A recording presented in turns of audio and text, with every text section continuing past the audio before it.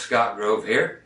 We're going to teach you today how to play pedal steel guitar on electric guitar. This is no new concept. But I have done this on a few of my country videos before. If you actually have my actual 2-hour country lead guitar video that I put out a long time ago, a lot of these licks are actually on here, but we're going to get way deep into the nooks and crannies of them. If you guys have already figured them out and they're working well for you, cool, bypass this video. But if you guys really out there want to get just pedal steel guitar licks that actually sound like pedal steel guitar, then this is the one for you. We're going to pick this thing apart, literally. So we're going to be concentrating on the C6 sounds, which this one I did in the first video, but we'll take it even further, which are the...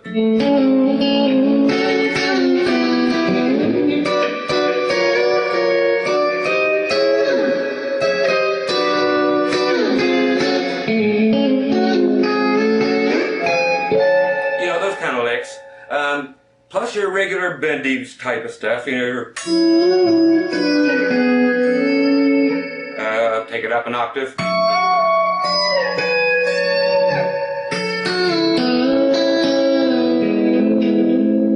Okay, so those type of things. We're going to do so much stuff that you ain't going to believe it. And a lot of people aren't going to believe that you're actually not playing a pedal steel. We'll also teach you the typical walk downs.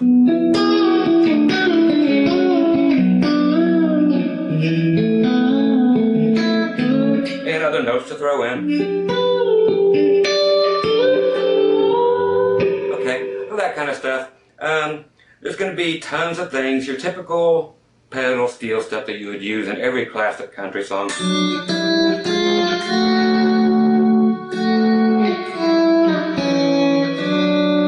you'll be able to take them down low instead of just the high stuff. But once again, and this is going to be teaching you more how to play that classic pedal steel sound than any video that you've ever got or that I've ever got. That's why I'm making one. There's a million of them out there, but I didn't learn a thing from any of them. So I had to figure them all out by playing pedal steel myself. I'm going to actually show you a little bit about playing pedal steel and what it's actually about, and then we'll get into the videos. So hang on, I'm going to jump on the steel for a second, show you how that actually works, and then after we're done with that, we'll get right on into the video. Okay, so once again, I'm Scott Grove. I'm going to jump over here on the steel, explain to you a couple of things, and then we'll actually get into probably a couple hours worth of picking this thing apart. Okay, so I'll see you on the other side. Alrighty guys, we're sitting behind an actual pedal steel guitar here. What I am not going to do on this lesson, which everybody else tends to do, is have their friend come over with the pedal steel guitar and play you a lick.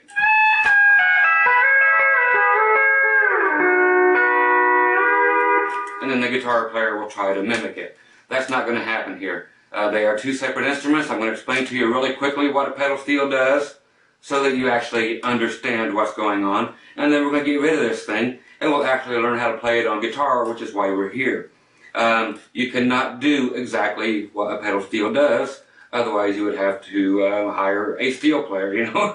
You got to get a real steel player to get the real sound. But we will get closer on this video than any other video out there, period, I guarantee it. Okay, we're not going to do a bunch of worthless licks that nobody wants to hear. You're going to get all the licks that most people actually associate with pedal steel. Number one being you have like the C6 pedal steel things. These are just basic chord things, but people really dig them and they will recognize them. That's just these.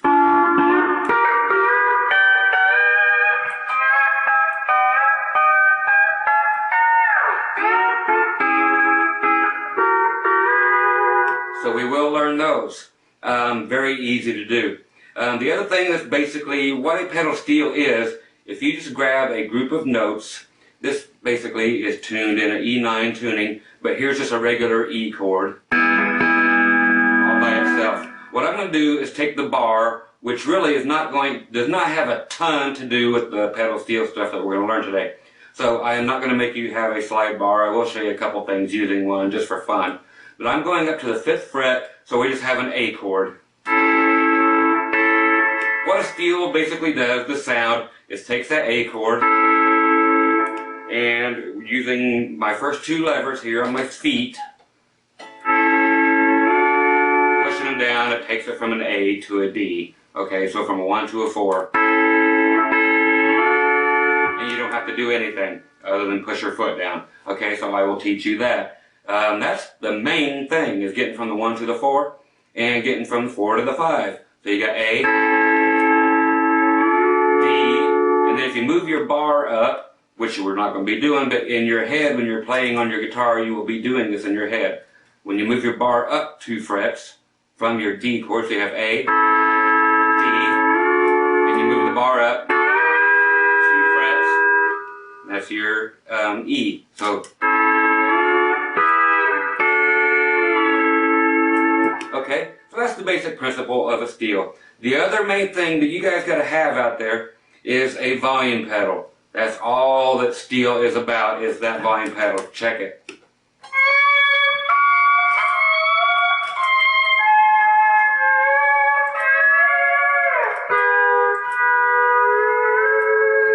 Okay, so it's all about the volume pedal and about the sustain. For sustain, you're going to have a compressor for your guitar. Okay, so these licks I just showed you right here, just like that.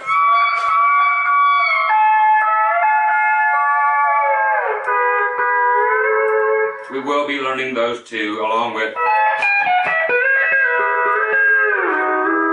Okay, so all those we'll be learning. So that's basically what the steel does, and we're going to get away from this now and get on with the video, okay? So that's the stuff you'll be learning. Again, you're going to need a volume pedal. I will tell you in the video my choice, and I'll also tell you my choice for sustain on your compressor, okay? So let's get on with the fun. Okay, kiddies, we are back. And, okay, you notice I've changed guitars. I decided, you know, country music and pedal steel guitars associated with crying in your beer music. So I had to break out the old Paul Reed Smith Budweiser graphic guitar.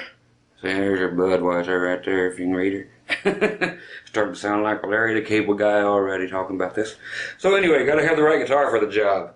I was talking earlier about volume pedals and compressors when we were just talking about the pedal steel in order to get the proper sound. Now, when you use your volume control on your guitar, this ain't going to cut it for pedal steel stuff. You're going to have to get a volume pedal, and if you notice, unless you're a real gearhead and you have the proper pops on your guitar on the volume, when you roll off your volume on your guitar, your tone goes to crap. It takes all your high end off, blah, blah, blah. So if you go out and get you a volume pedal that has the same type of a volume pot in it, you're just defeating the purpose. Your tone is going away. You need volume that will keep your tone where it is all the time and simply do what it's supposed to do. You go from 0 to full blast. Okay? Now, in order to accomplish a good pedal steel sound, you're going to have to crank your amp up about 25% more than you normally do, because your volume pedal is going to be down there and it's going to be operating all the time, and you're going to need the extra headroom to make these sounds go. Okay, so you're going to actually have and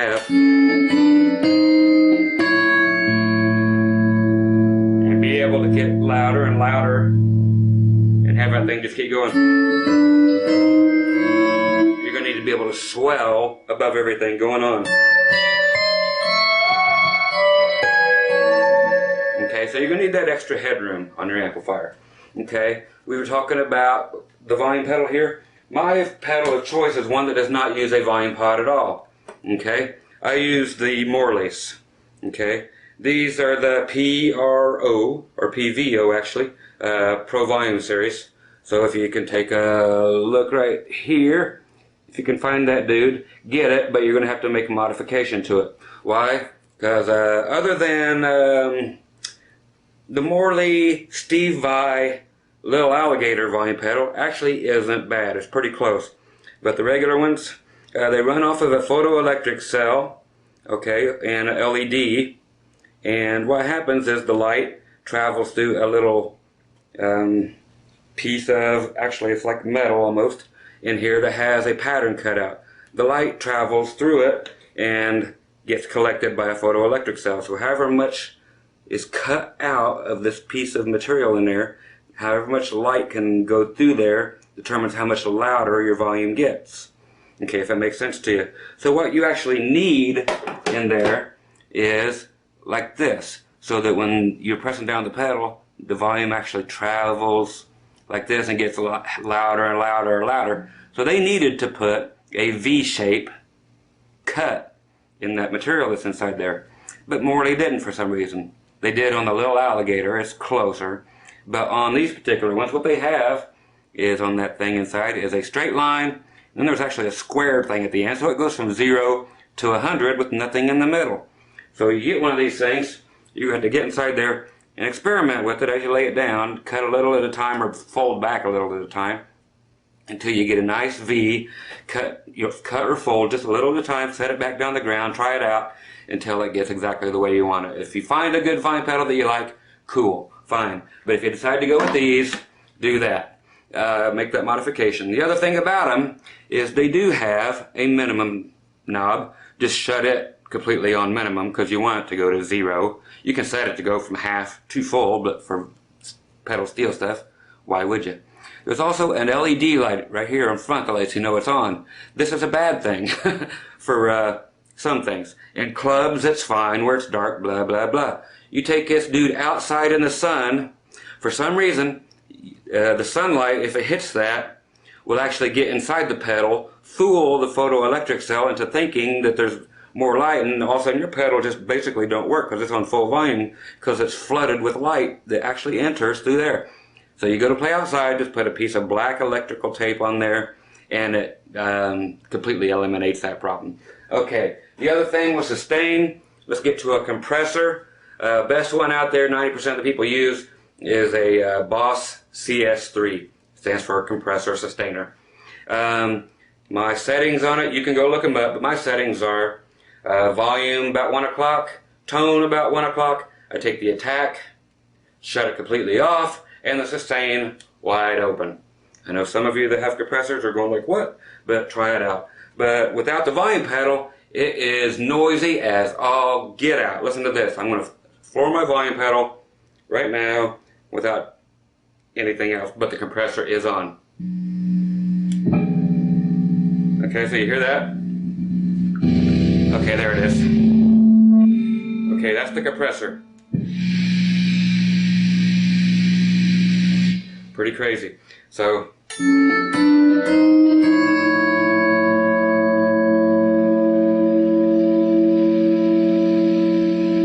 but your note will sustain forever. I'm here with fluorescent lighting, so we're going to get some more buzz. But that is the difference between not having one and having one, because your note will go for as long as you hold it. Okay? The given.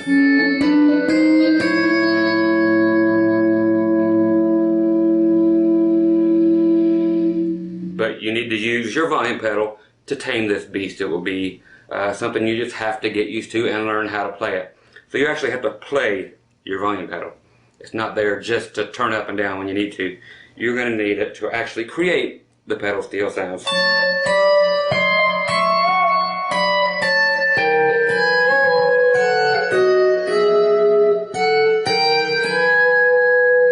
that's half of the trick, is learning to use your volume pedal and your compressor together.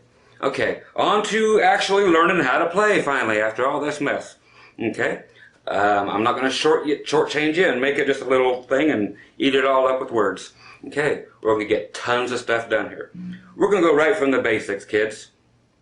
Right now, just for noise sake, I'm going to kill the compressor a little bit, and just so we can get the licks down. And then we'll worry about adding that stuff in.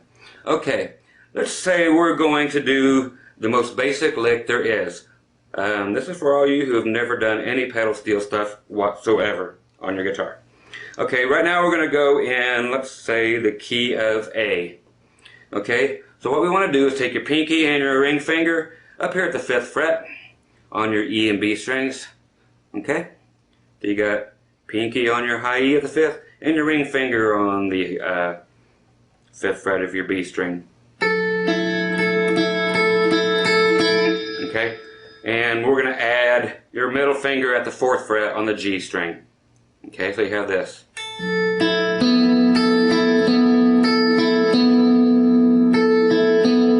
Okay, and all we're simply going to do is, you better have some finger strength, because I'm going to wear you out, kiddies. We're just going to bend your middle finger up a whole step.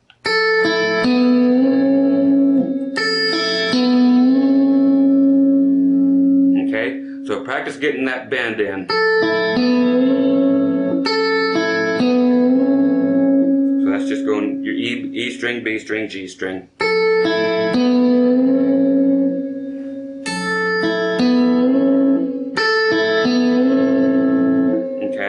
So that is our basic steel guitar run. That's used everywhere if you play it as a chord type of thing.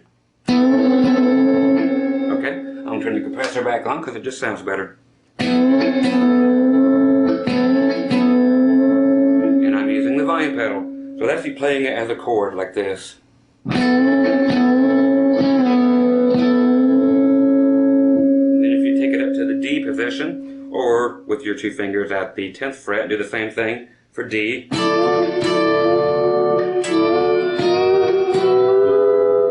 Okay, we're starting to have something now.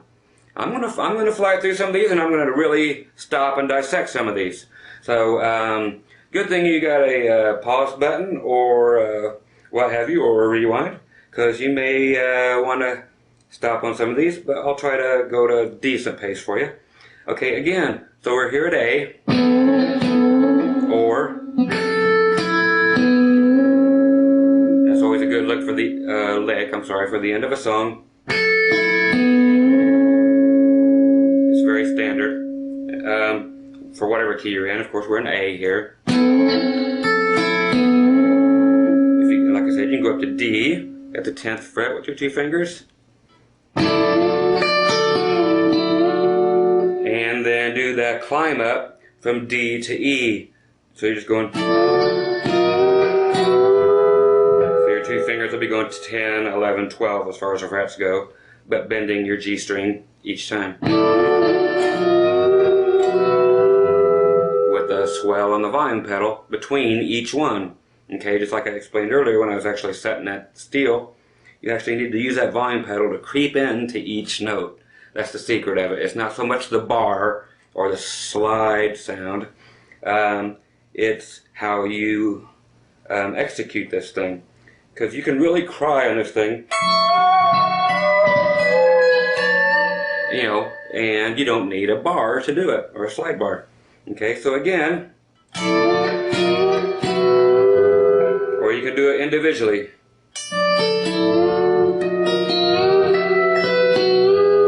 However you want to do these things, okay? So that is your basic one. Now we're going to elaborate on this and put some more fun junk in it. Okay, that's the best thing. The thing I'm really going to do is dissect some more of these and add some more junk to them. Okay, the only other thing you can actually bend in here is your ring finger. So you've got them already here. Let's go back to the A position, back to the 5th fret.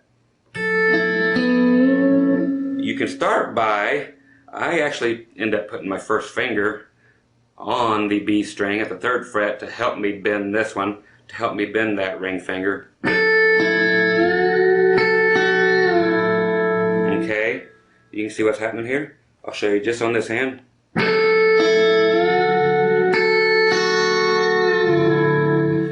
And down here, I don't have split screen. Somebody give me some money. Help, help.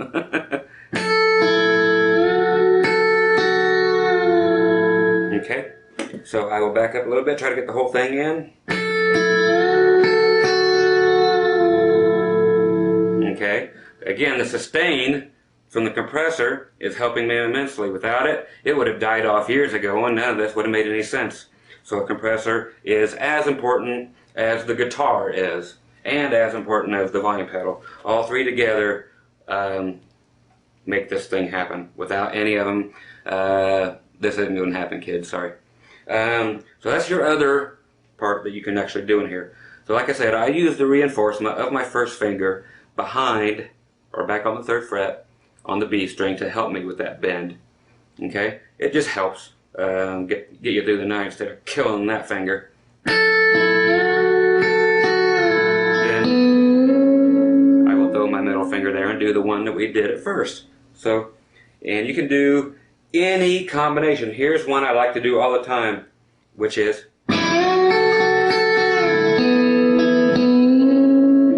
is just going back and forth. Up, then release. Okay, so that again, looking this way.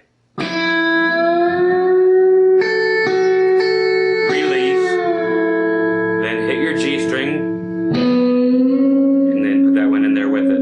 So with them all ringing on top of each other.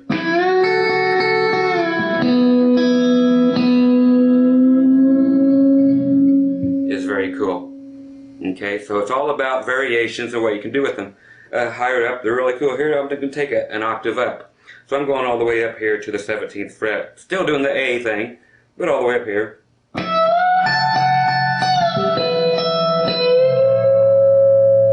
Okay, now if you just change that up a bit, I'm basically taking away all the guesswork for you.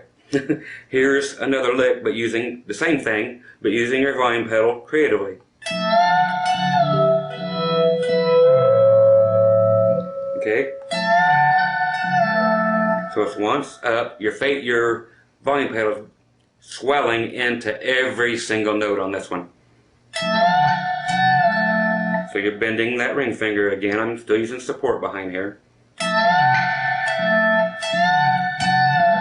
So up, then release,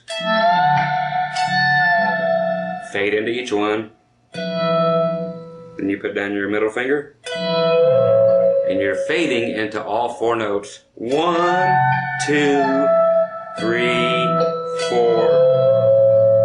Okay, so you're fading in with your volume pedal every note. That's a great lick. Same thing down here.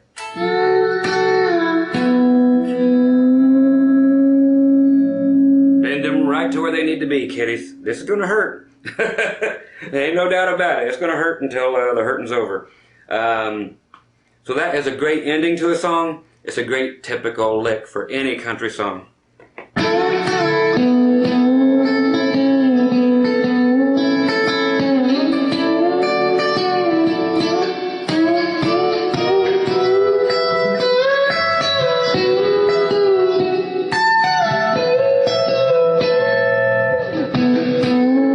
That's only using those. Okay? All of that was only using that. Up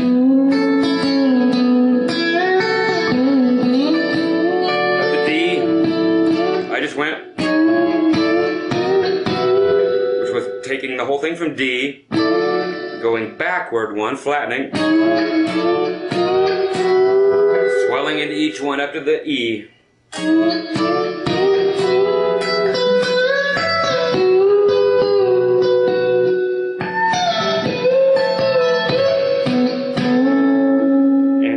To the A way up here. Your pedal steel stuff sounds great. Way up there. Okay, that's where your crying stuff comes in.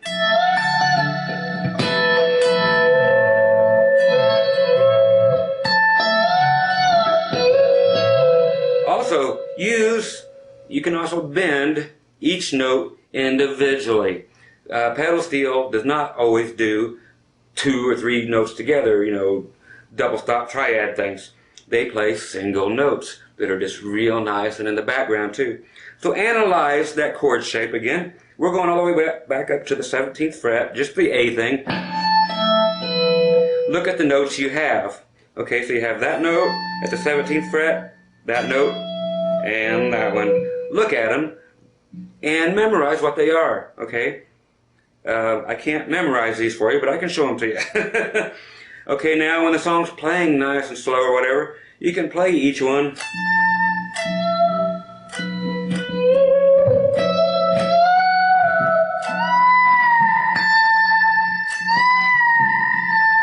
And fade into them.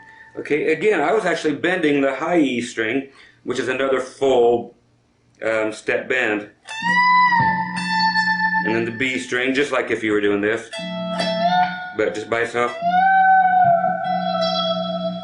And so use those notes individually. I'll show you in context with real songs here in a little bit.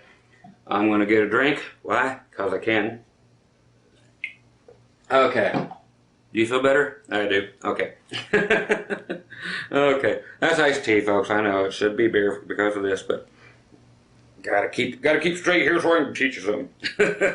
Okay, so that is your basic stuff. Okay, what we're going to move on to now, actually I'm going to show you just a little something. I've got here on my computer Merle Haggard's Big City, which is in the key of E. Okay, I'm going to use this almost through this whole video just because it's so cool. Merle rocks. He has great people in his band, and this song in particular just lends itself to how to play some of this stuff along with it.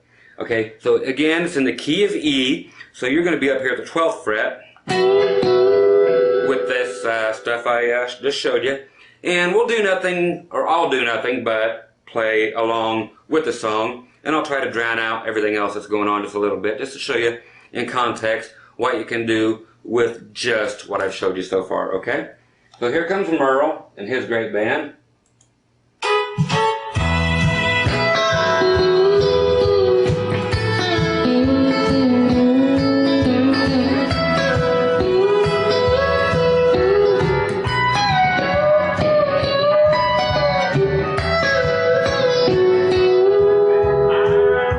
So there's that.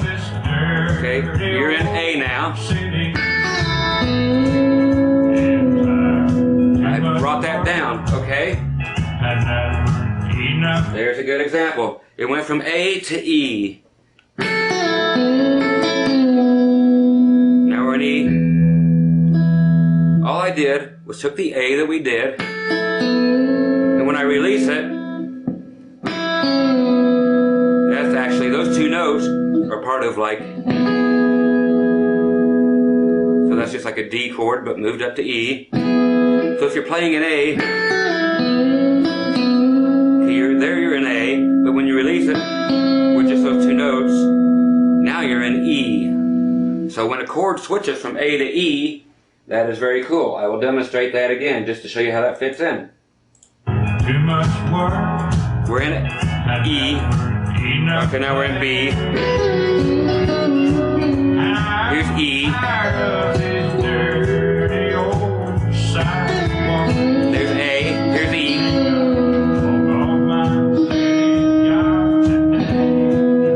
Okay. So that's what we have. That's just a cool way to get to your E. So you're in A.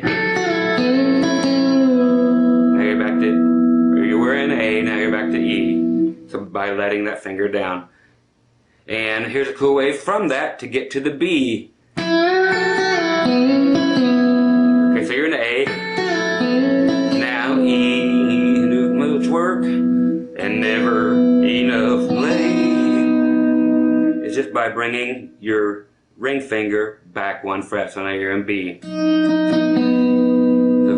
I'm tired of too much work, and never enough play. You're automatically in B. Okay, so that's a cool way to get just underlying steel stuff that's not, you know, solo time yet. Okay, so you're just playing A, now back to E, too much work, and never enough play.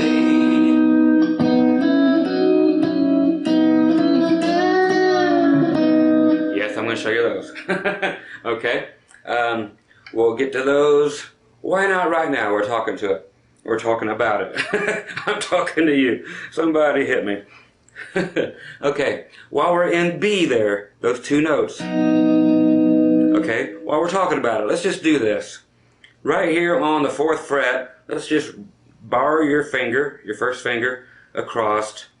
We're basically thinking about the B string and G string. You can stick it on the D string if you want to, just to have a nice position. But we're only trying to actually analyze the B and G. So if that's what you want to cover, only cover that. Okay? What I'm doing here, okay, so I'm hitting it with my pick, those two strings, B and G at the same time, with an upstroke. Everything here is going to be done with an upstroke. You can do it with a downstroke, whatever sounds best to you, of course. Then I'm just simply going with my middle finger on the 5th fret of the B string, and my ring finger on the 6th fret of the G string. So you have B. Okay?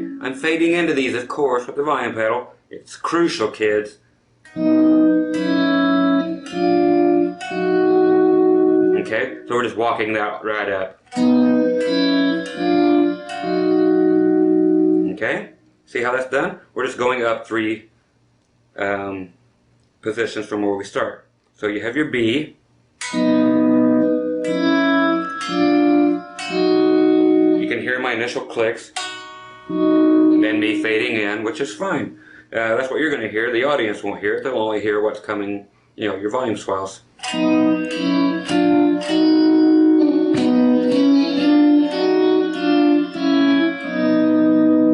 those are very useful to use. The way to make it sound like a steel, though, you can do that the way you did it.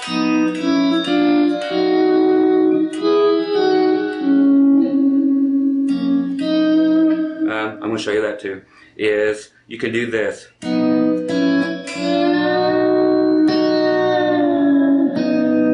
Okay, so you're bending both strings up. Okay? The first position you do there, the 5th fret, 6th fret, you're bending them both up at the same time.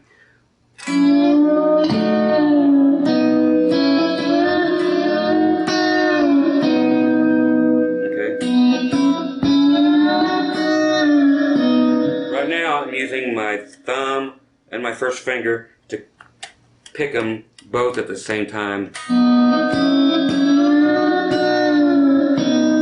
If you don't want to do the pick thing. Okay, so it's up to you, however you like it.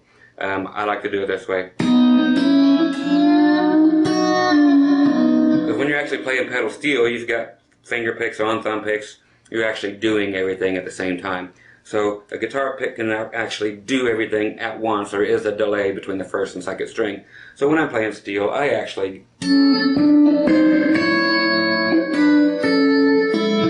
like to pick them with these 2 fingers. Okay, but it's up to you. Okay, so there's that little bit of a hint. Okay, so again, back where we was. Out of all these licks, this one's going to hurt you the most. It hurts me already. Just thinking about it. Okay, but that's one you can do. Okay, and another cool thing about that is, when you're up there, that's all you're doing is bending up to that point. You can...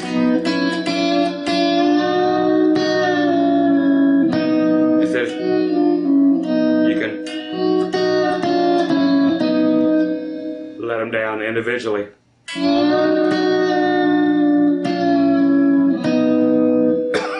Sorry, but that one takes some practice. You can actually do that bend on every one of those.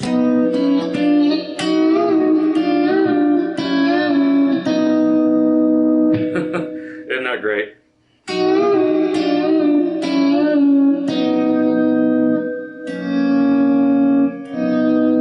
Okay, that's another one. Say we're in the key of B. I'm switching all around the place, okay? Since we're working in B for some weird reason. Oh, it's because we were on the 5 chord of the Merle Haggard. Okay, since we're hanging out in B, it doesn't matter. And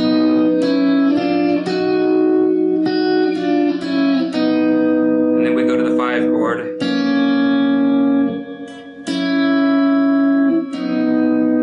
And it's a great, just underlying steel progression. So you're on B, now your 5 chord, which is your 3rd fret on your G string and your 2nd fret on your B string. And then we're going up to the 6th fret on the G string, 5th fret on the B string. So you got... You've heard it a million times, that's how you do it, but now it's on steel. Coming out of the 5 back to the 1, 1 being your B. So if you're way up high, your sound's great. So do that just an octave higher, and that's how you get that. So if you go from your 1 to your 4, which is an E, you just flatten it out. Okay, so from B here, do your walk up, we go up to the 4 chord. Okay, just flatten it out on the ninth fret here. Same two strings, B and G string. Back to your B.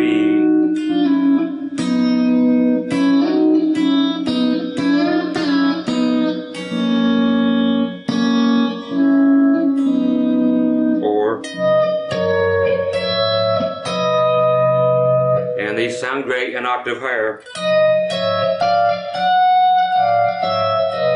Or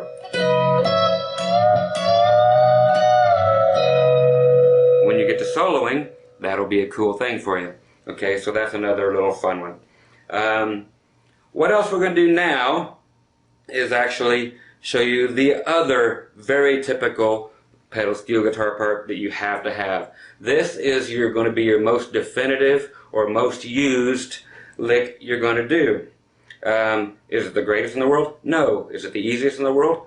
As easy as the ones we've done, but this one is the one that's going to make everybody think there's a steel guitar player up there. This is the one that everybody's going to compliment you on, and this one takes no brains actually. Just takes the same strength on the bending. I'm going to do it low for you. We're going back to A. Now let's go to G. I'm just going to switch around. Let's go to G. Okay. Usually I go A because it's in frame for my little camera here. But I'm going to go ahead and go to G. I'll try to get the light glare off. Yes, I too can see what's happening. Ooh, Luke, let the force be with you. Okay, so in G, what we're going to do is put our middle finger on the 3rd fret, of course our G note, on the high E string. That little noise you hear is my compressor. It's not me, folks. Don't blame the dog. He didn't do it. And it's not me. Okay, so you got your G note for a 3rd fret on your G string. Now we're going to put your ring finger on the 4th fret of the G. And here you have to use your thumb and your finger, or any two fingers you wish. But we're going to do this little crab thing. Okay, so you're going to grab those two just like this.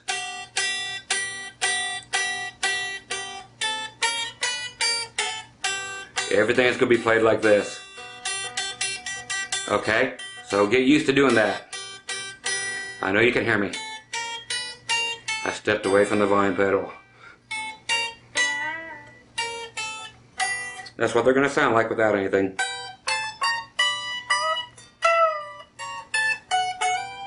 Those type of things. Okay? So that's how you're going to play them with this hand. Here they are again. I'm going to do it, show you what we're getting into.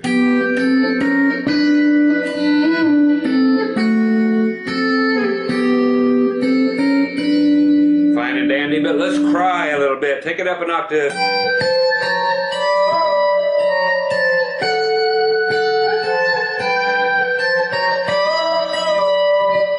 The one you came here for. This is what you spent the money for. And oh, what little money it is to learn how to use these. Other people don't show you these. Why? I don't know. Okay, here we go.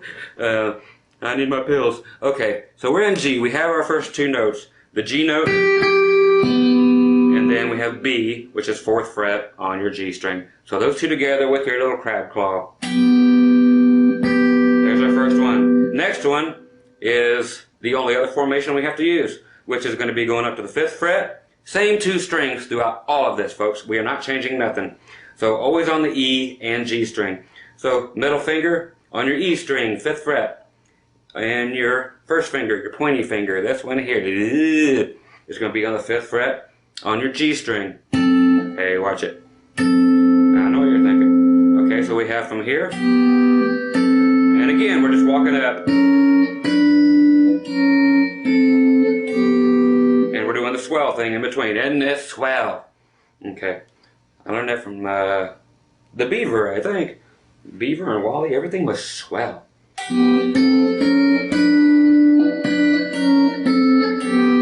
So that's all we're actually doing, and swelling into every single one of them. Again, take it up an octave. Start on the 15th and 16th fret. Okay, now the bending was actually done on the very last note we're doing. So you could be bending the G string up a whole step. Okay, so from that D note all the way up to E.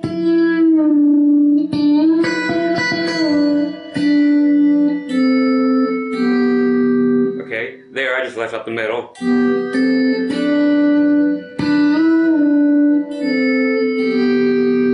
Okay, so there's that. Practice, practice, practice, practice, hit pause, blah, blah, blah. Okay, it's 10 hours later. You ready for more?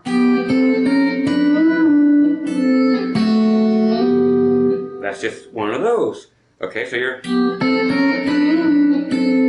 Same thing, but take it down to the 2nd fret. And then back to home plate. So that just gets you from a 1-5-1. So...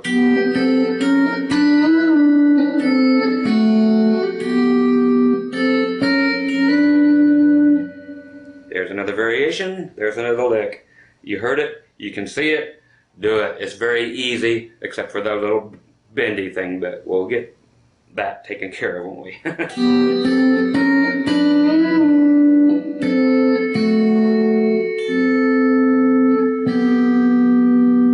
That's another cool way to do it. Kind of like I did before on the other lick. They were very typical steel licks, but these are the money licks. Again, let's take this whole thing up an octave and make this baby cry. Spank it on the butt, make the baby cry. Okay? So we're up here on the 15th fret and the 16th fret. Okay? Again, middle finger, 1st fret, 15th fret. Your ring finger, 16th fret on the G string. Doing the crab. You can see it all now.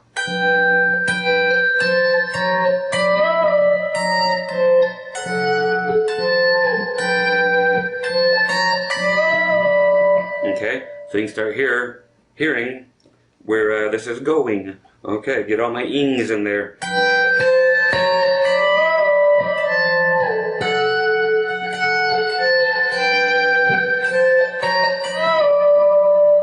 Okay, so there's your money lick. It's actually that easy. You can use it all over the place. Now I'm going to use those and see if anything else pops into my head as far as variations that you're going to need. I'm going back to Merle Haggard. We're going to stick it in E. Back to the same song. We're going back to Big City. Okay? So in E, you can't do it down here. You run out of neck. Okay, so we're going to take it up to the first place that we actually have. On those strings. You can do it on other strings. You can do it down here on the B and G string.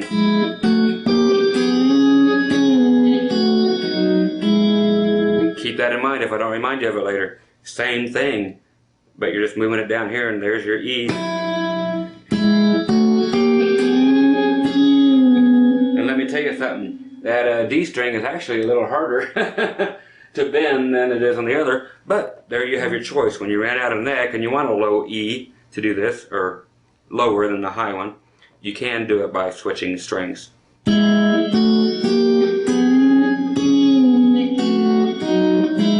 But you actually have to bend that D string almost to the very top of the neck. You might actually overshoot it, and it will actually fall off the neck. Okay, because it gets right there. Okay, but for our purposes right now, and you knowing that one already, because I just gave it to you, we're going to take it from the 12th fret and the 13th fret. We're going to E now. We're going to jump all over the place. Try it. There you go. Our 4 chord is going to be the A, so you go down to the 5th fret. Always look at your middle finger to guide you to where you're at. Okay, so that's your A note. So it'll always look the same. Then our 5. Here's our B, so you start there. And now we need to get back to 1. I actually went to what we did before. Down here. But I'm going to skip 2 strings. Play our B string and our D string with the crab. And get that E note the way I just showed you a little bit ago, that we could do it on that B and D string. Okay, so from B I went.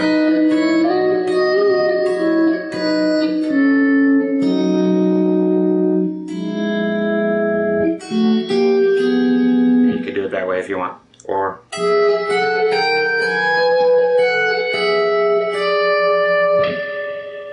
there, we got to do that. See, I told you something would come to my head.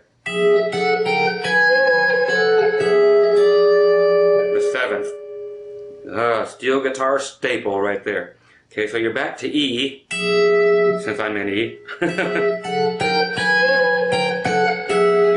simply moving that E note, taking it and using your first finger to go back to the 10th fret. And still crab grabbing those two strings. So you still got 13th fret here on your G string, but you've got back here at the 10th fret on your high E for your 7th. So here we go.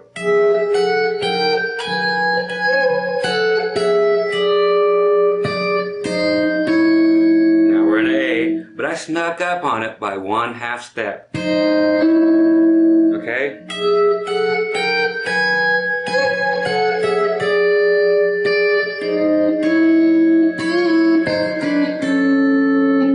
There's how we get to learning. Merle, I'll be right there. Okay? That's how we switch using this from one chord to another. That 7th lets everybody know you're getting ready to change chords. Then sneak into it. That's the top part of. There's your A. Then we can go. Okay, so I just went from the A, snuck back one. Walked it up to the 5 or the B.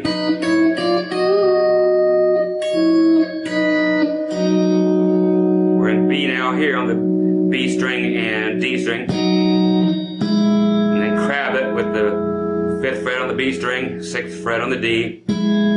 So that last one.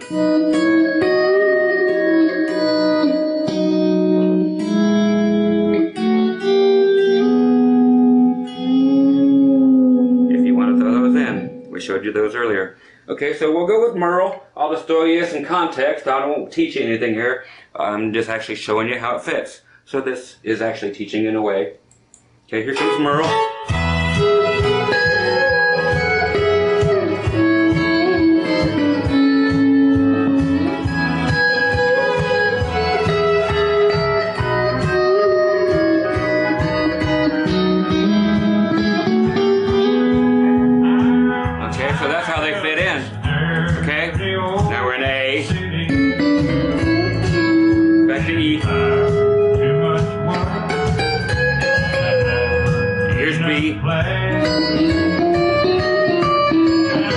Just regular guitar stuff there instead of steel. Okay, I'm gonna go right back right there.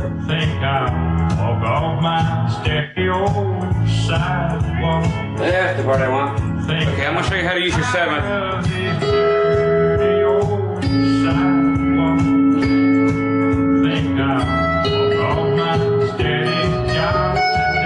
Okay, I'm gonna show you how to use that 7th. Here's your E. Right there. Then we'll go to the chorus and use it right before you go to the A. Here's the chorus. There's your 7th. Now your A. You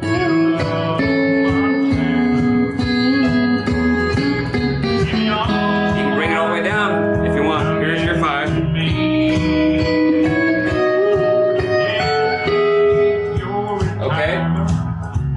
That one brought another one to mind. So you're coming from the B. You can do stuff like that. Any of these licks that are in E to get back to E. So you're in B. But just make one more B note sound before you get totally back to your root position, being the 12th fret and the 13th fret. So what I mean by that is your B licks. Then you can actually do the E licks, but you have to grab that top note of the B scale before you go to your E finally. So that.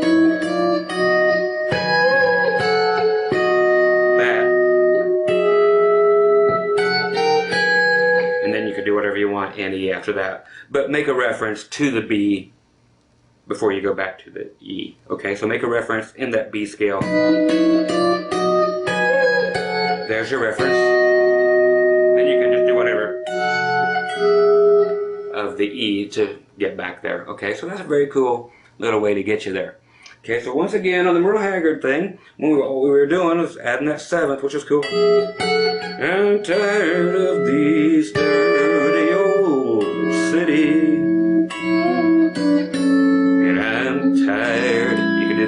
too much work and never enough play. I'm tired of these dirty old sidewalks. Whatever you want, think I'll walk off my steady job today. So those are the ways you can skip around by using that. Like I said, that right there is your money stuff, kiddies. Okay?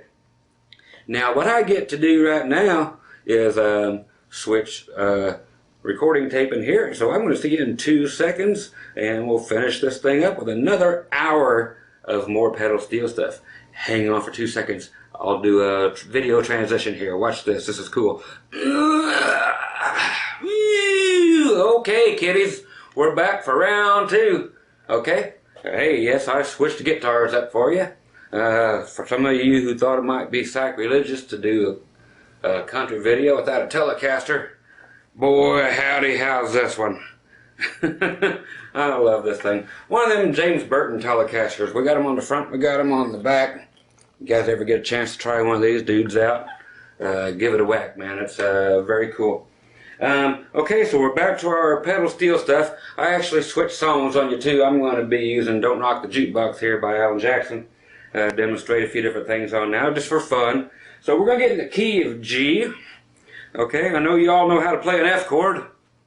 What's it got to do with G? Yep. We're moving it up to the G position. That's all we're going to do. Okay, so take your F chord and move it up to G. And make a 6th chord out of it by adding your pinky on the 5th fret on your B string. Okay? So you put your pinky down, 5th fret, B string. I showed you this earlier. This is also on my very, very first video.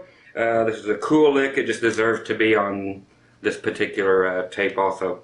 Or this, do they make tapes anymore? So whatever format you have here that you're watching it in, it has to be on here. It's just a great thing. Pedal steel guitars usually come as double necks. They come in an E9 neck and a C6 neck. So what we're doing now is playing 6 chords. So we're switching to the other neck of the steel guitar. Is what we're trying to emulate. Like I said before, you cannot perfectly do these things without a pedal steel player, but by golly, we're going to give it our best shot. Okay, so we're on our G6 chord, playing it straight down. You have these notes. Okay, so what we're going to do with this thing is take it note by note, and here's what I'm going to do with it. Is actually this. Is that. So you're actually playing a note with your pick. So I'm going to start on the D string, and I move the whole chord down one step, flat it.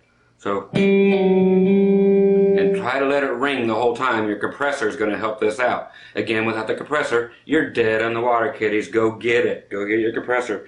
Don't think you can get by without it, because you can't. Okay, here we go. There's your D string.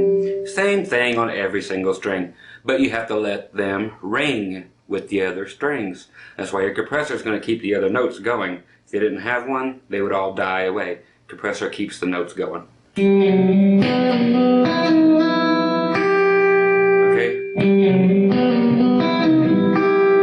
Okay? That's what we're going for. We don't have a slide in there, so to speak, so you're just missing a little bit of what the authentic sound should be. Okay, what this actually comes out to being is I'm going to go from the G to G7, which is actually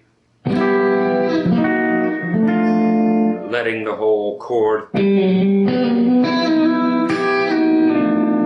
I actually hit it once.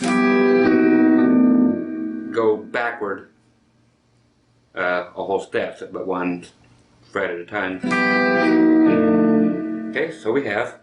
It's going to take a lot of time. I know, I'm flying through this one. Once again, for me, because I flubbed.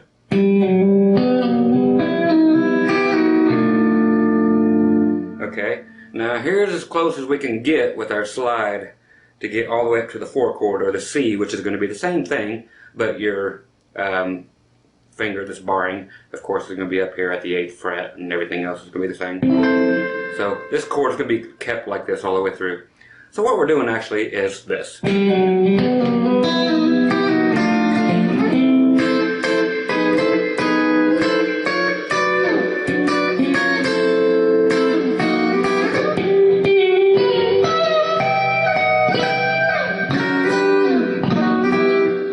Do with that chord. This one was 100% taught this way in the first lesson, but like I said, or in my first video, it deserves to be on this one too. It is just so steel guitar oriented. You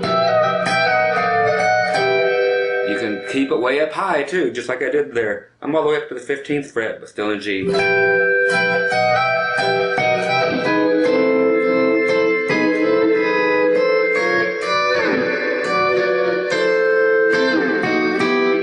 Again, reverb important on steel guitar quite a bit. You know, it just gives it that old Beverly Hillbillies sound. Woohoo! Okay. So again, I'll get it right up here in frame. Okay, I'll take it way up here at the 15th fret, and we're doing this G6. And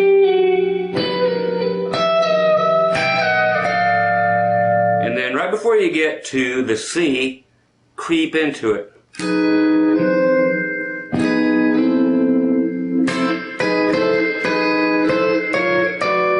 And do your typical stuff that you would hear a pedal steel do. Again, I'll show you the way I normally teach this, and then you mess with it. I'll throw it in the Alan Jackson song to show you how these follow the chords.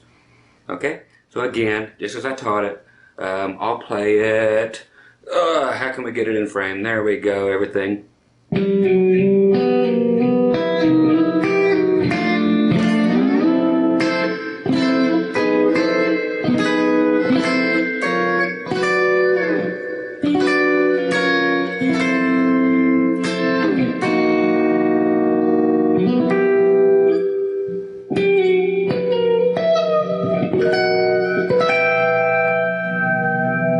Throw a neck bend in, it always works.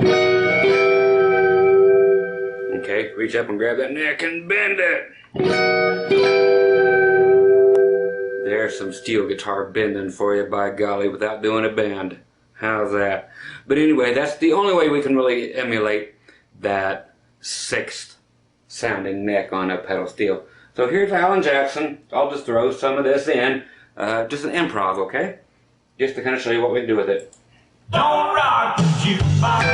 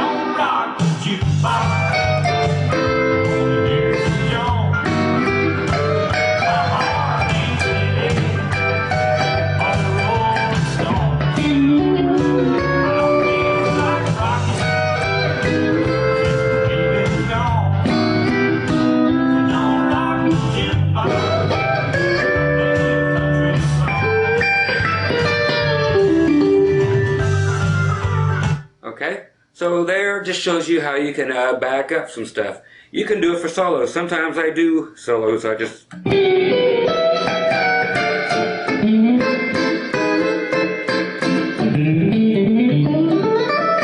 know, just to start off with, and then do that. But it's great backing stuff, as you heard during the track. So that's that. It takes a lot of time to get used to doing this.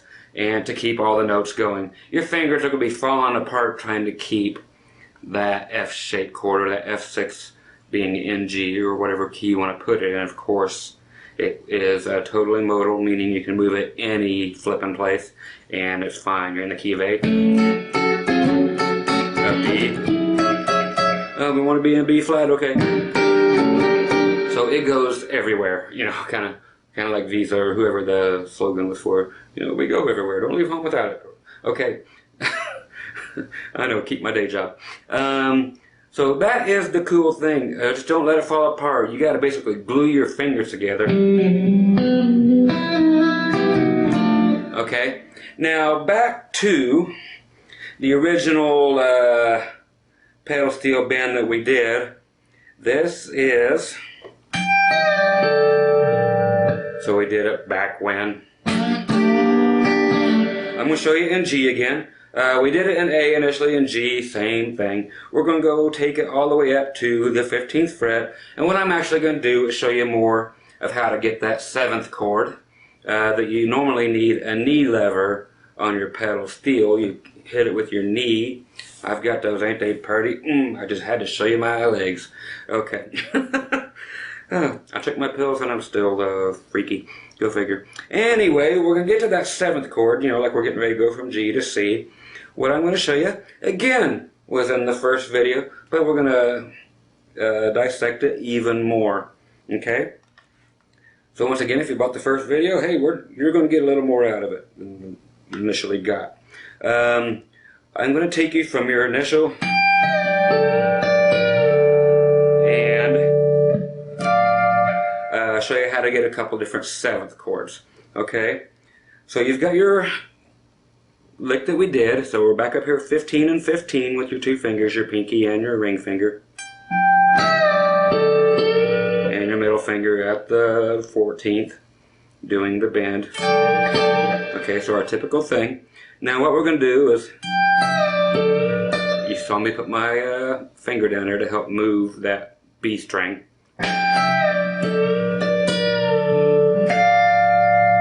You can do this, which you're actually leaving your ring finger at the 15th, and then you put your first finger at the 13th on the high E string.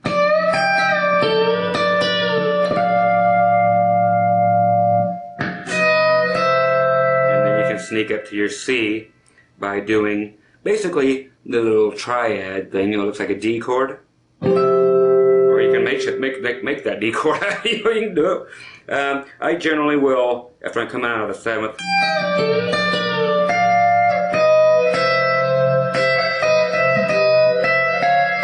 do those type of things. So you're actually doing just let's go to the 13th fret on the B string and the 12th fret on the E string, but we're going to creep into it. So go back half step to sneak into your C chord. Okay, so you're sneaking into your C. So we have our 7th, then we're sneaking into the C. And same thing we've been doing before.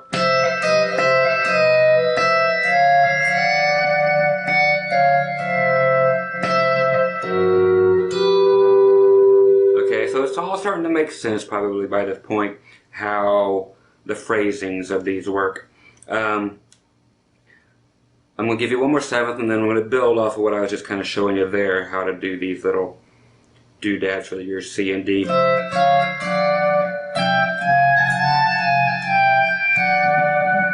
Just that kind of thing. But another 7th is this.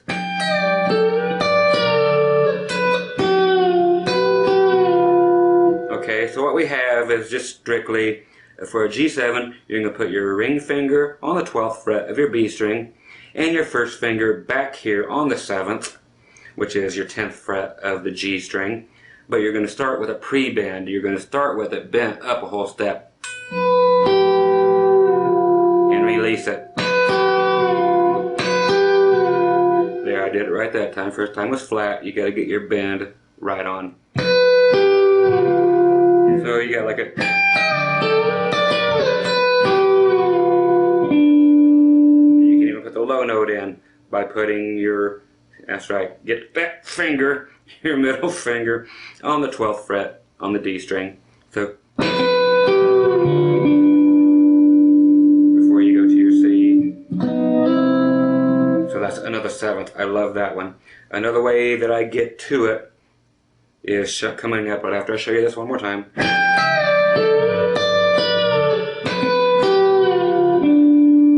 Okay, is this.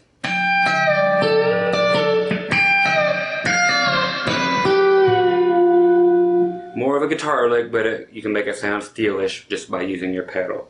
Which was, the only difference was, you had that lick, take it down a whole step, do the same thing. So you have, then your 7th. Then add your low note on the D string.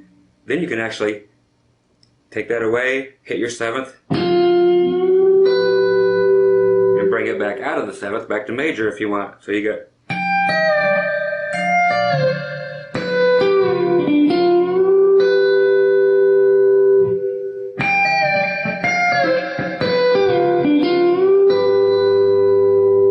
which is just a great lick, period. I love doing that. And if you just want to do a guitar thing out of it, you could do that. But if you want to steal it,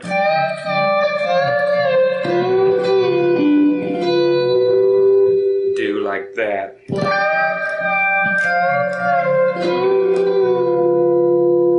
Okay, so all volume pedal and compressor work again. That's what that's all about.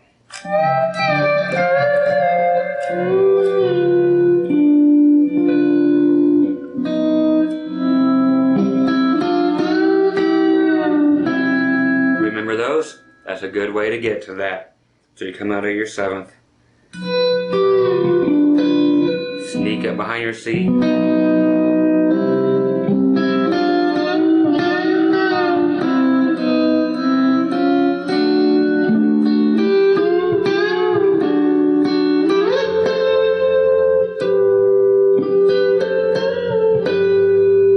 okay, so all these are starting to make sense. You see how they work together.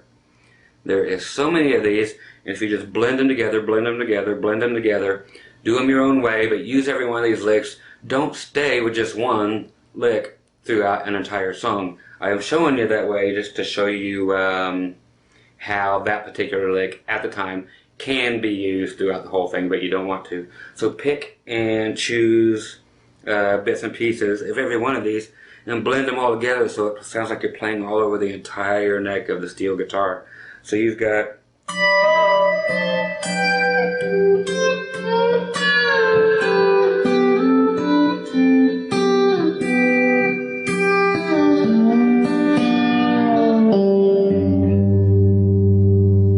you can even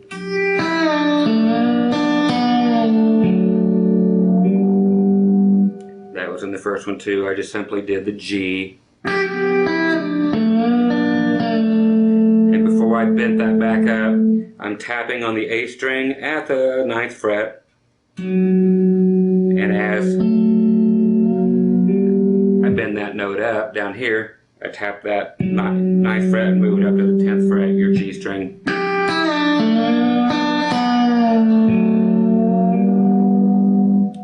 That's a monster. There's a freebie for you, but then again, that was in the first one too, but that is cool. Okay, very cool. I had talked about earlier when we were doing the 7ths, and then we went to the C. Okay, so we're there. From that, it's just your typical easy stuff, but it's just using that. So it's very steel sounding. That's what we're here for, no matter how hard or how easy it is. But once you're up here to this D, this is hard. You're taking that D, so you got the 15th fret with your middle finger on the B string, and your 14th fret with your first finger on the E string. Okay, now we're switching it up to the 15th fret, first string, and your 17th fret on your B string.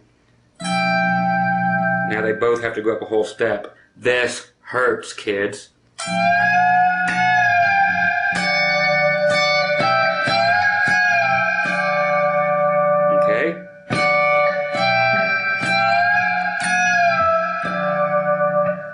is a monster.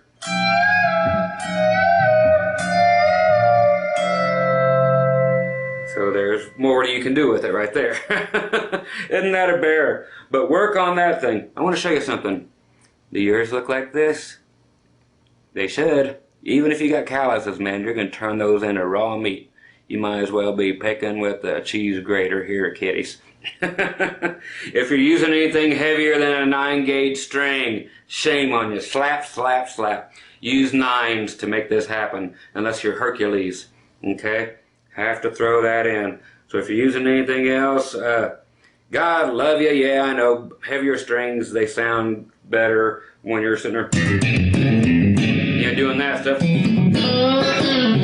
Whatever you're doing, they sound better, but you can't bend them like you can bend a 9. So you might have to have a special guitar that's strung with 9 so you can do your steel stuff. But anything heavier than a 9, you're just killing yourself. I probably should have mentioned that at the beginning, but okay, so now that you're bleeding all over the place, so use that and bend it all over the place. Same lick, all the way like I did before, from the D back to the C. And if you're going back to G finally, which would be here, at your 7th and 8th fret, you can continue the bends. So they're just cool licks, so you can take it all the way down. So you're in your D up here.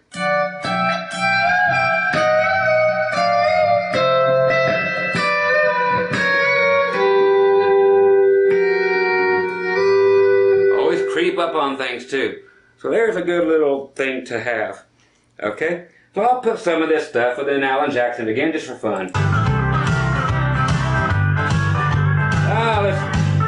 He's going all over the place. Give it to me. Don't rock the jukebox. Okay, what are we playing with? Okay. Here's John. My heart ain't ready for the Here we go. Rolling Stone.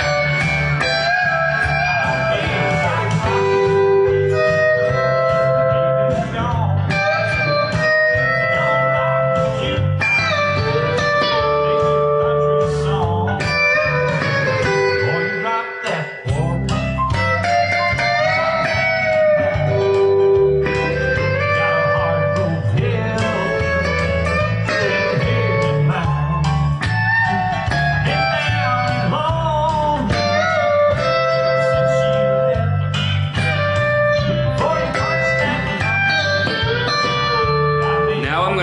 Some of these 7ths, okay?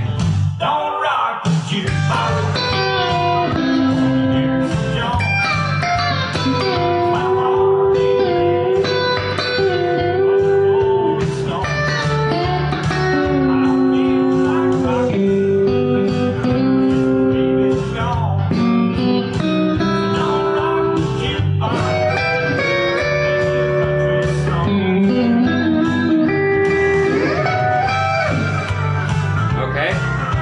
So there we've incorporated a whole bunch of those, and you got to see how those 7ths and everything else works in, and using a few other things. So now we can go on to what is more of a trick, but pedal steel players use it all the time. Again, another thing from the first video, but we're going to go deep into this thing because pedal steel players, you're here for pedal steel licks. I'm giving them to you. While we're in G, you're going to be able to cover your 1s and your 5s, being your Gs and your Ds, with this lick. If you don't have a Fender style headstock, shame on you, but that's okay.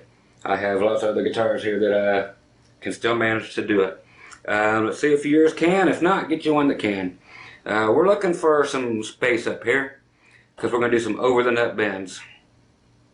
First we'll do it with open strings. We'll do it without the harmonics, which we're going to actually do. So just to show you what we're doing. Okay, so we're going to go D, G, B, just straight down on your picking. Okay, D, G, B. And I want you to go above the nut on the B string. And I use 3 fingers. Okay? Keep your minds out of the gutter, boys. 3 fingers right there.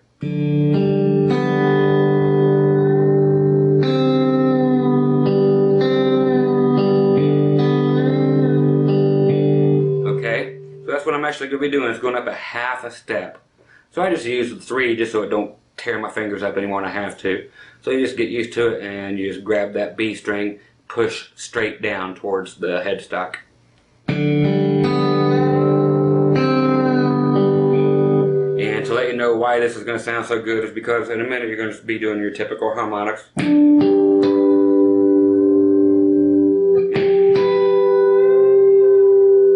Type stuff, or over the top, so to get your steel sounds. And what you're also going to do is on your A string. So once you do all that, I'll go back to open regular strings just to show you.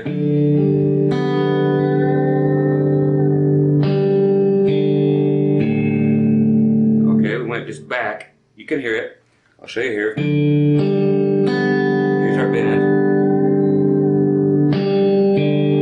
Now we're A string. Now we're going to bend above the nut. 2 fingers is all I can fit in there. That's a monster, boy. That's a whole step on your A string. There's hardly any room there to get in there. Plus, it's tight because it's a short distance right here. That B string is pretty easy because you get that long run if you got 6 keys on a side. But bending that A string is tough. Okay? So coming back up, we got...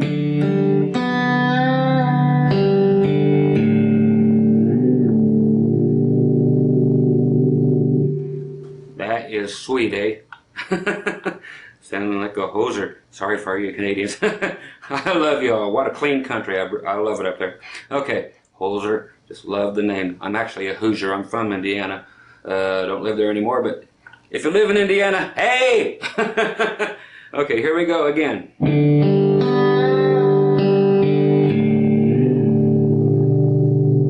That in and of itself is cool. But do it with the harmonics. You can do it on D.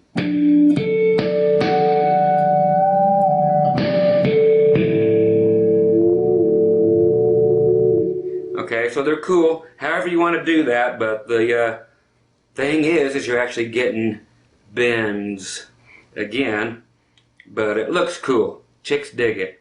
That's very important.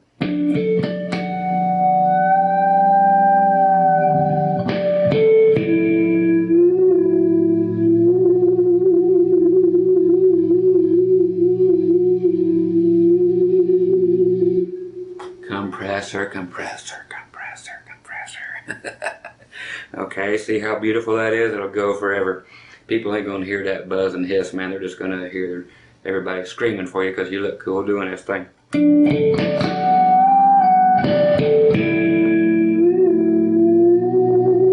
And that's great at the end of a song, believe it or not, man. You got a song in D, which is what I'm playing now. Then you bring that dude in. Yeah, it's just, you're the hero.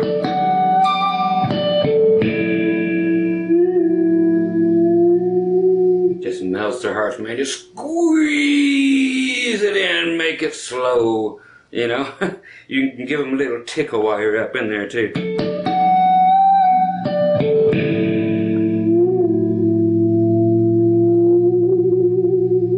Yeah, you know what I mean. So that's a cool little trick right there. I love that one. Okay, now our other typical ones we did before was those,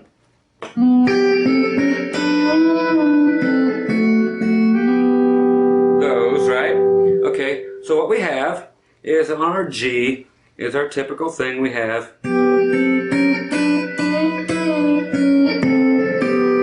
Okay, and what we're grabbing here is back on the subject of a seventh is another way to get one of those. So I'm in G. We did this before.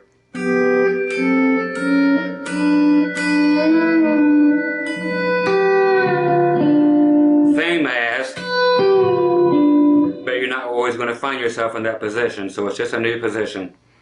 New positions are good things sometimes.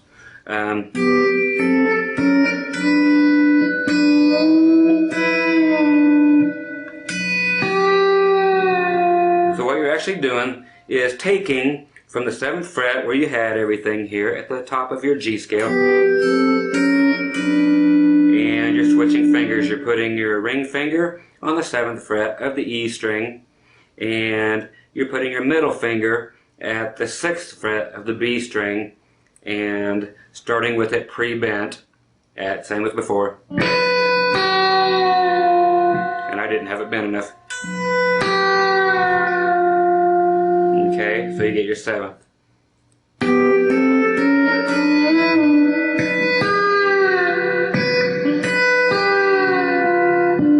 you can add that 7th fret on the G string if you want. That means the fingers again.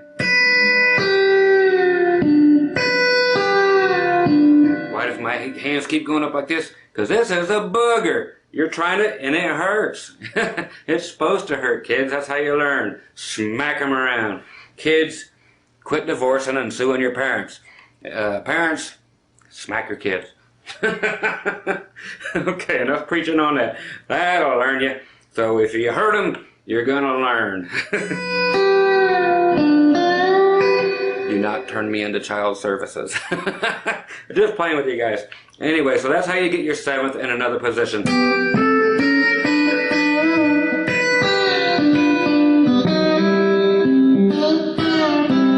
Okay, so that's just an example.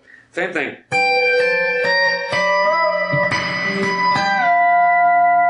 Same thing.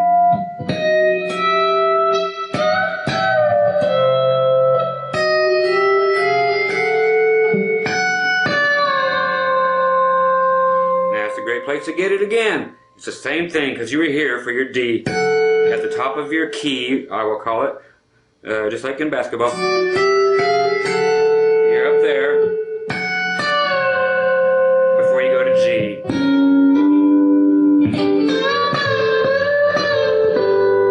Okay, so that's another great way to get your 7ths. It's just another position. Okay.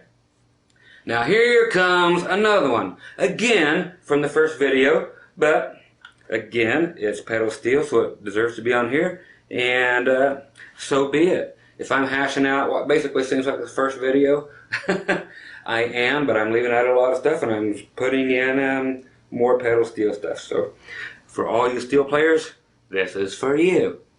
I should have had my Bud guitar back out. This Bud's for you. We're going to do a descending line, going from the 5 of an song in the key of A. So we're going E, D, C sharp minor, B minor, back to A. Okay, so just your typical.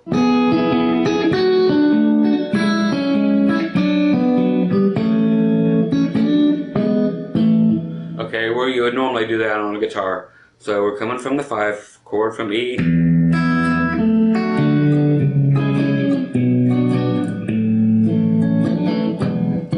From one of those, but we're going to use the steel lick. Here's where it gets weird. We're not going to bend up, we're going to bend down towards the floor. Okay? I'll use the pick for now. Okay, so here's our E. So we're in the key of A, but right now we're in E, we're on the 5 chord, getting ready to come back down. So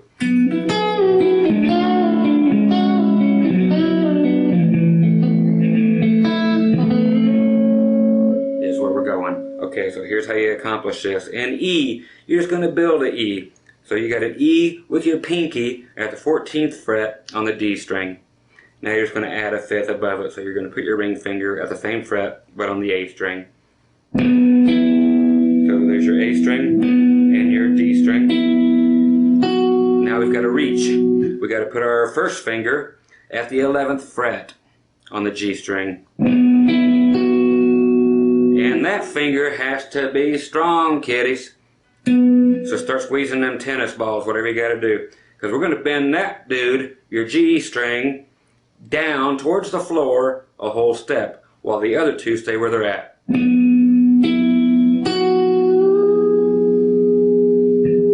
What in the heck? Yeah, you got it.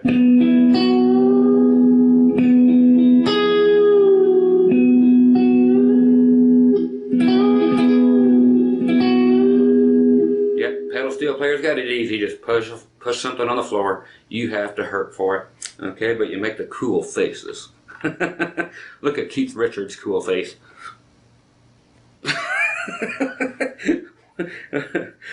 Poor old guy. Anyway, that is the bend. So there's your E. Then I release it. So I actually play it this way.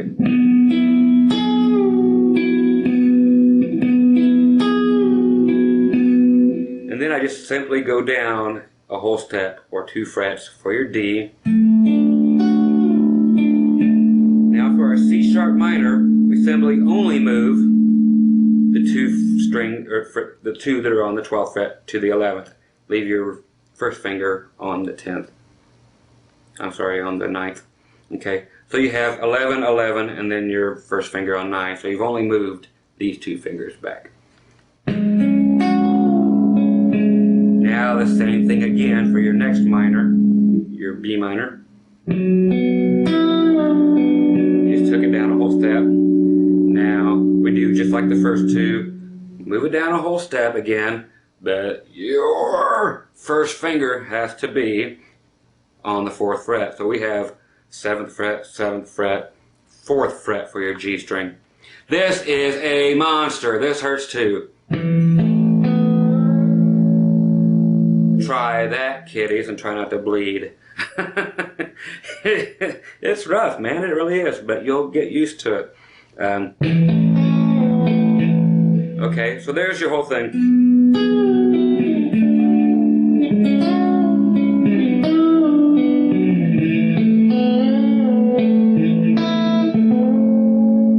I'm adding little things in. What are they?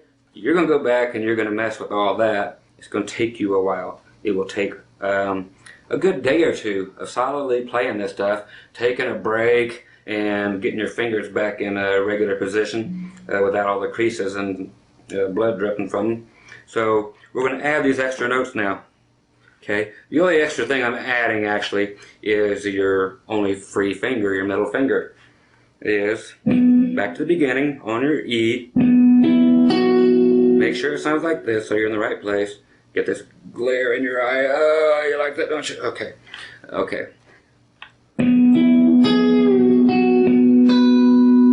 What I'm doing is adding my middle finger on the 12th fret of the B string.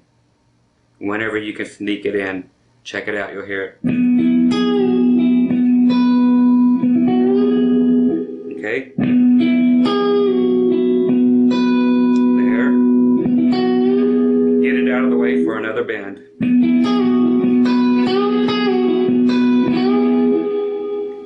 You have something cool there for anything you want to use it for.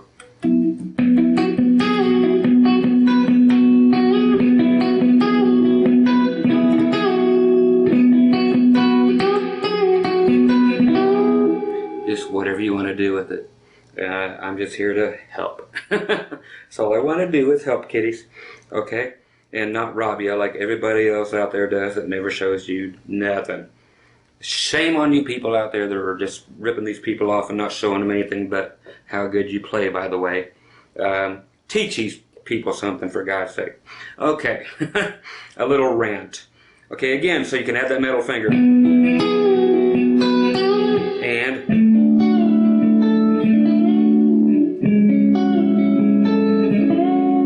you can do it all the way down. And even at the end, where it's so hard to do, you're hurting like crazy here at the end when you're finally back to A.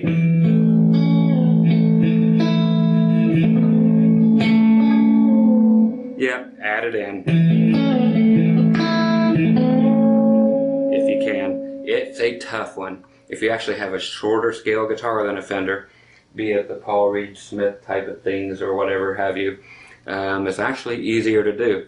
But again, if you have something on there heavier than 9 gauges, you're going to kill yourself, kids. So don't do that. Don't try that at home. Don't try anything more than 10 or more than 9 gauge at home. It will hurt. We are trained professionals here. Okay, so that's your descending lick. And it don't have to be like that, of course. I'm just showing you a way to do it. You can go.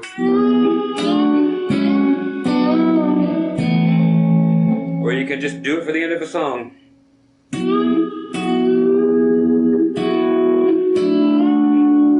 However you want to use it for. Yeah, that sounds like already just me just dinking around like I can't stop loving you. I can't stop loving you. I mean, you can just check it out. Yeah, it's right there. So with a little dinking, you could figure all this stuff out and piece it together. But that works great.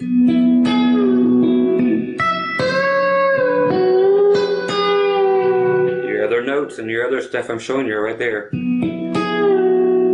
You're already using that note to bend, so you might as well.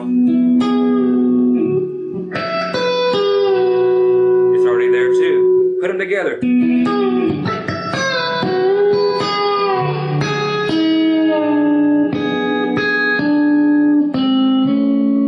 you did your 7th and your 2 and A, which is cool. Okay, so there's all these things put together. Okay, so that is another cool one. Now what I'm going to show you here is something that is very subtle, but it works great to also emulate the underlying stuff. Pedal steel doesn't always have to cry. It can just be there to fill in actually the bottom end of the spectrum. You know, you've got your bass player taking care of some stuff, but you need some extra notes other than, you need some thirds in there. So you're going to provide this. Let's say you're in the key of, I don't know, let's go to G still, we're there. I want you to put your ring finger on the 5th fret of the D string. Okay? So there's your G. I'm going to put your middle finger right above it. That's going to be your 5th below. Okay, now we need a 3rd. So I'm actually going to put your 3rd, which is going to be your B note, which is your 1st finger on the G string, 4th fret. So you actually have what looks like an E chord, exactly like an E chord, but you just moved it up here to the 5th fret. Okay, so make an E, move it up to your 2nd dot. Okay, so your 2 fingers on the 2nd dot. How about that? That's a great explanation. Make an E chord, move it up here. Okay, remember that actually makes sense. I taught myself something just for visualization. Whatever key you want this in is going to be determined by your ring finger, exactly as it is on your E chord. Just take it, move it up to G. There's a G chord, okay? But what you can do is very minimal, but it's effective. Take your 1st finger, bend it towards the floor, half step. What we're going to do is be using a few fingers, or you can use your pick. I'll use a pick since most of you are used to doing that. Do it your own way, kiddies. There's your 3 notes. I'm going to bend the G string down towards the floor.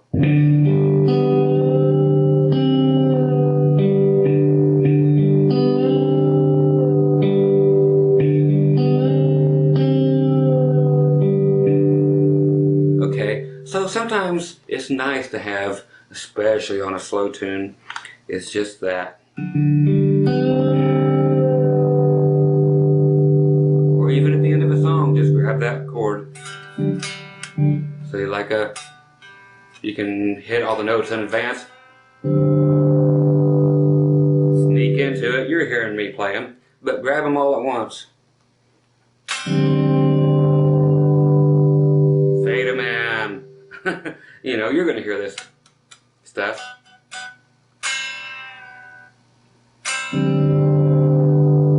But then just fade in with the volume pedal. It's a great way to get out of something.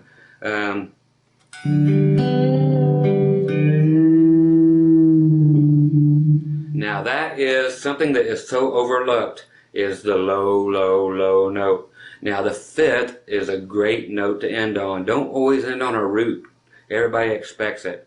End of a song, again we're going to 1 note here instead of the whole chord. This is great. If it wasn't, I wouldn't have shown it to you. But when you finally get to that last note, that 5th below, or we should say the D note, get rid of all your other fingers, use your volume pedal, use your compressor, bend it down towards the floor a whole step at the very end of a song, very, very end. Bend it down a whole step and release it real slowly as everything is tapering off. So and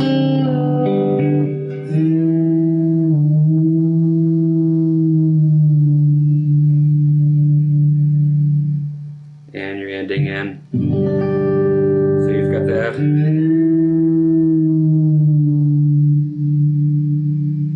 It's just ominous instead of high and pretty and crying. You just get that real low thing.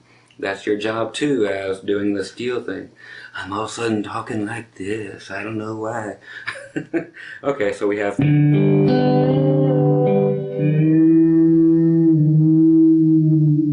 Same thing applies for your high notes. Say you're in G again. End of a song. Same note. Grab that D note, but grab it way up here. Grab it on the B string. End a song with that note instead, with a fifth.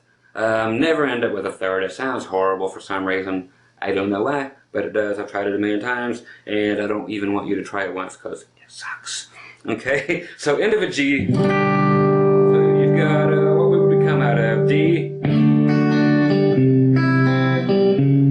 See, there's.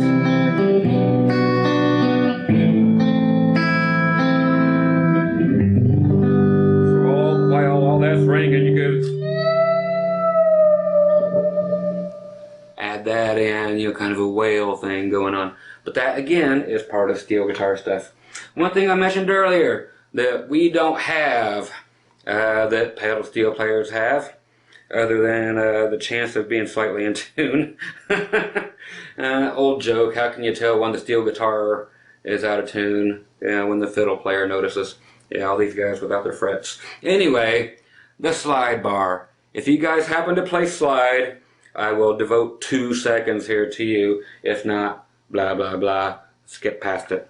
But you can get very little out of this as far as steel guitar goes. You would think you could get more, but your guitar is just not tuned for it, and it's not worth retuning.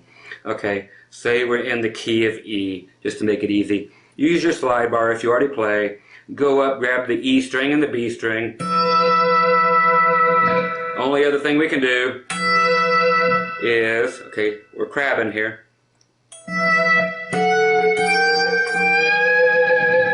Which is very convincing if you can do it. Okay, so E and B string only at the 12th. Now we're going to the 14th, and we're going to do the skip string, crab, E string, G string on the 14th fret. Now we have authenticity. Squeeze what you can from one fret to the next. There's not much, but you can squeeze it out of there with just pure feeling.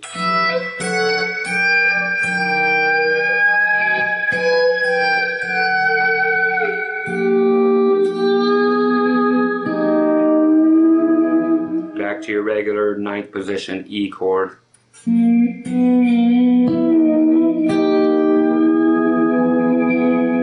Okay.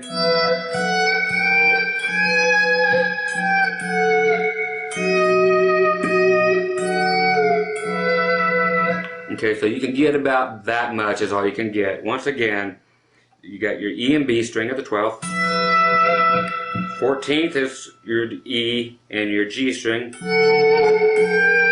Milk it. 12th, 14th fret.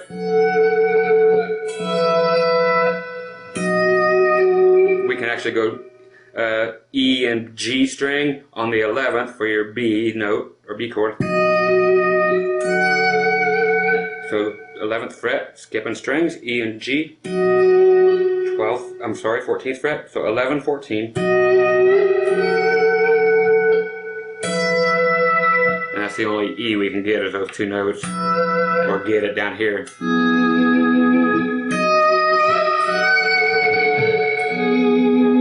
And we just can't get that high note unless you just want to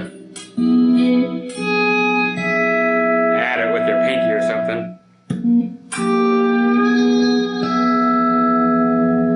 That's about all you can actually do with the slide bar. Okay, I wish there was more that we could actually do, but that is about it, unless you want to just ride on your normal triads that are available on your D, G, and B strings.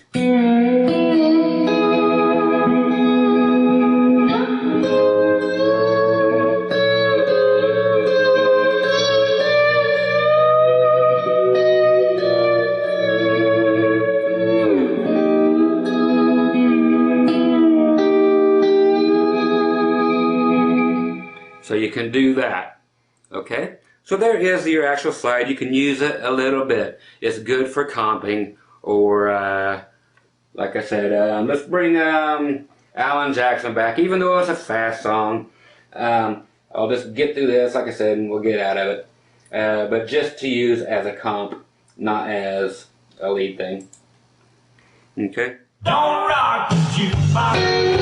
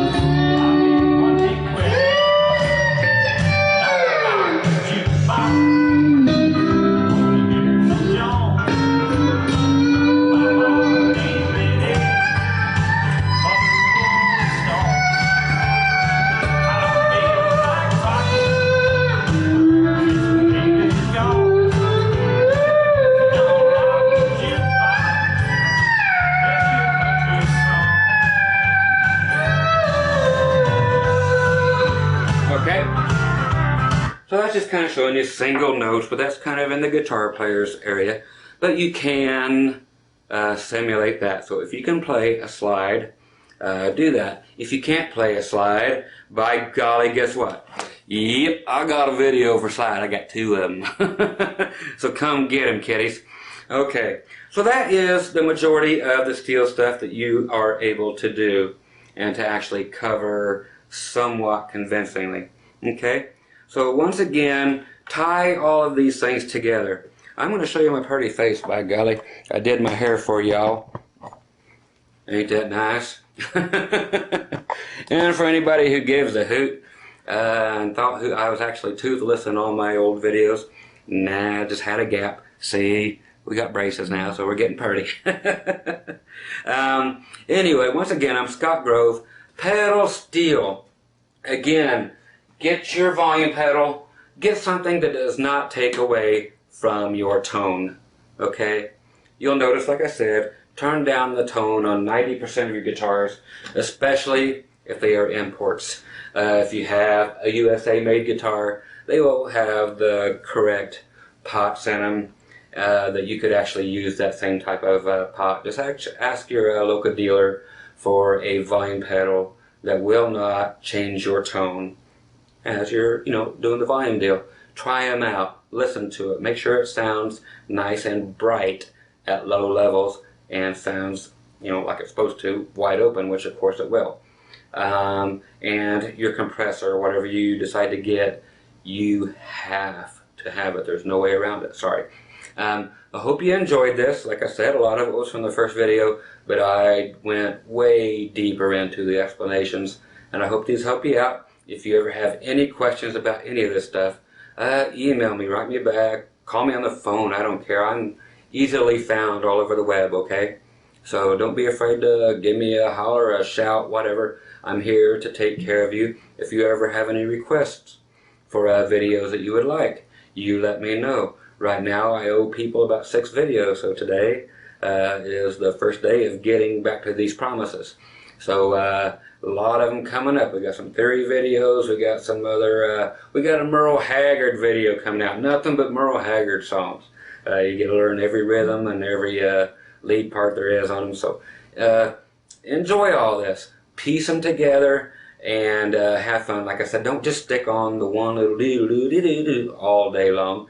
Use bits and pieces. Make them your own Just play through the whole song a million times. Try the different parts. See what works, what don't work. You're going to have a ball. You're going to have some sore fingers, but you're going to have a ball.